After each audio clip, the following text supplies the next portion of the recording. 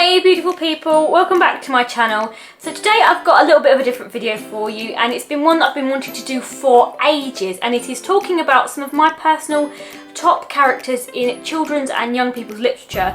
Now, more often than not, people often say that there's not enough disability representation in children's literature, and that's a given, there isn't enough, but that doesn't mean to say that there is none at all, and that doesn't mean to say that the people who do actually make a conscious effort to put disabled characters into their books don't deserve merit, because they do.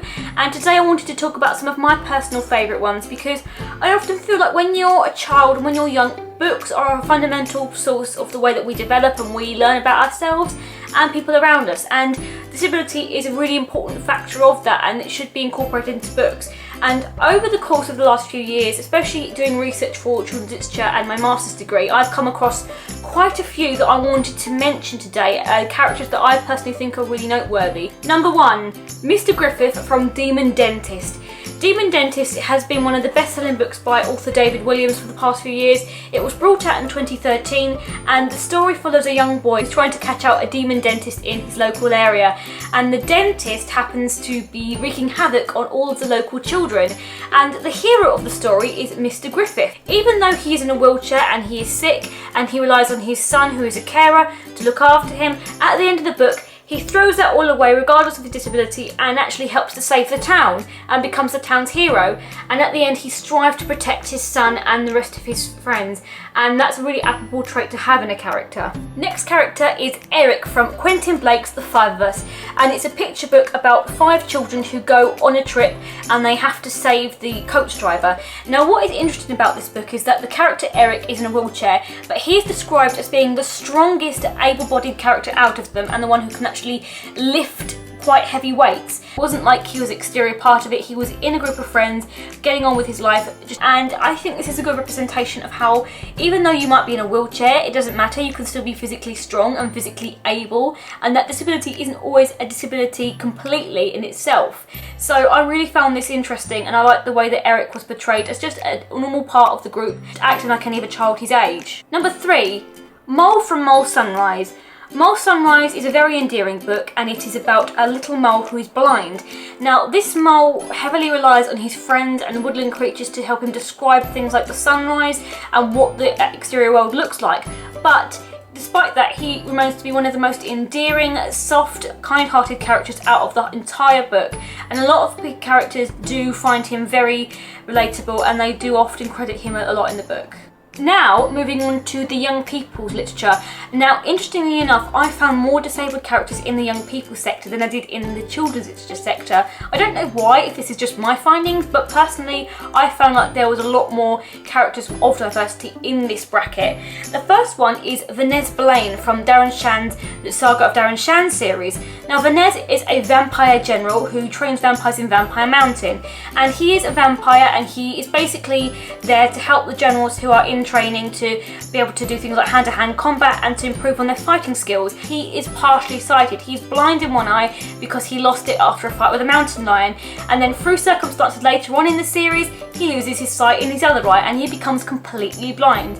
And what I found interesting is that when we are reintroduced to his character later on in the series, instead of him being like a character who is no longer in the forefront, he is still the trainer, and he still is fighting, and he still is training these generals to be at the best of their game. Literally, he can put up a better fight than they can, and I found that was really great. Like, yes, even though someone has lost their sight, damn, they can still be hardcore and they can still be one heck of a trainer. Well done, Darren Shan. Another blind character that I really enjoyed was Iggy from the series Maximum Ride by James Patterson. He becomes blind because he is an avian human hybrid like his other friends, and basically what happens to him, he's experimented on in a lab and he loses his sight because they try to improve his night vision, but instead of it being improved, he becomes completely blind. And even though he is completely blind, he can cook the best out of all of his friends in the flock. He can create bombs out of alarm clocks, and he has a killer sense of wit and humour, and he is able to harness his skills and his abilities, and he is able to improve on those skills to compensate for his lack of vision. So even though he can't see, he can still fly, he can still fight, he can still cook, he can still create and invent, and he can still have special powers just like the rest of his friends can. And I love the way that James Patterson portrayed the relationship between himself and the flock, because a lot of the time when he couldn't see what they were doing, like if they were rolling their eyes or shaking their head, they would say, "I'm rolling my eyes, Iggy," or "I'm shaking my head, Iggy," or "I'm smiling, Iggy." And that was really nice because it's showing how people should have a conscientious effort towards just explaining what's going on in the visual world to someone who is visually impaired. And I actually found this really interesting and really enjoyable. Next character I wanted to mention is Ghastly Bespoke from Derek Landy's Skullduggery Pleasant series. The series follows a skeleton detective and his friend Stephanie, later known as Valkyrie, and it portrays them fighting crime, battling the forces of evil and doing all that sort of good stuff, with a lot of magic involved. Now Ghastly suffers from facial disfigurement, quite severe facial disfigurement, and he has quite a lot of scarring on his face. But despite that, he is an amazing tailor, he is a professional boxer, he is an accomplished mage, and he later on in the series becomes to be in a position of quite high authority and gains a lot of respect in the magical community from his friends and counterparts. Now Ghastly is without doubt one of the best characters in this series, not just because he is disabled and is able to overcome his disability by finding ways around it, but he is also an exceptionally amazing character. He has got such a good sense of wit and humour, and he's very sardonic and very entertaining to read, and I just found the series to be really fun, and I think Ghastly's involvement in it made it the extra more fun, and in my opinion he was the best dead man out of the lot of them. So I really enjoyed this series, in particular reading about this character, and I definitely would recommend it if you haven't read it before. Go Derek Landy. The next one is Manon from the Morganville Vampire series. Manon suffers from bipolar disorder, but he's also a vampire. Rachel Kane seems very comfortable with talking about bipolar, and even though he is understood to have bipolar disorder, he is not scary because of it. He is scary because he's a freaking vampire, and he is an absolutely awesome scientist. He is extremely intelligent. Next one is Lorith from She's Not Invincible by Marcus Sedgwick, which is a thriller which is set in New York, in which herself and her younger brother have to embark to try and find their father. Now Lorith is blind, but despite the fact that she's blind, she is very competent. She's able to take care of herself and her brother.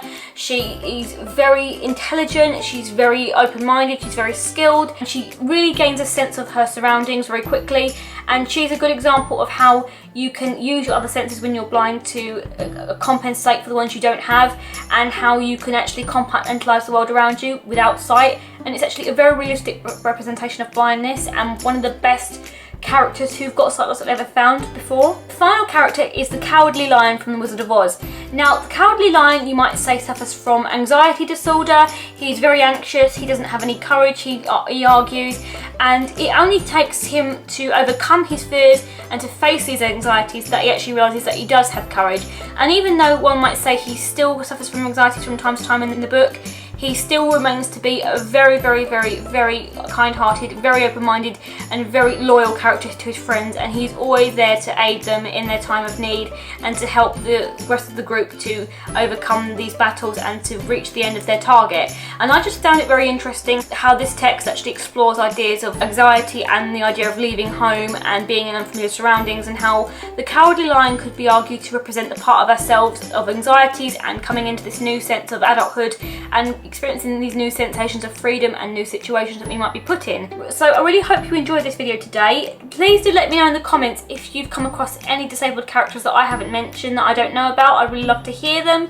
If you have any suggestions for any other videos like this, I'm actually going to be doing one on Disney characters next, so top disabled Disney characters if you're interested, and really hope you enjoyed it. Definitely check out all these books that I've mentioned. I'll link them all in the description below, and I will see you guys next time. Bye!